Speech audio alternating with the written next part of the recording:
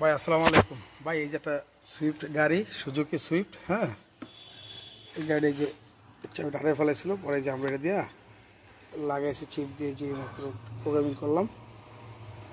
এই চিপটা এখানে বসানো, হ্যাঁ।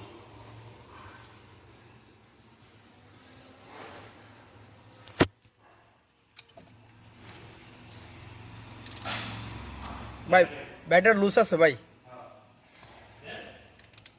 হয় না, বাতি ব্লিডিং করে ভাই, গেছে গা।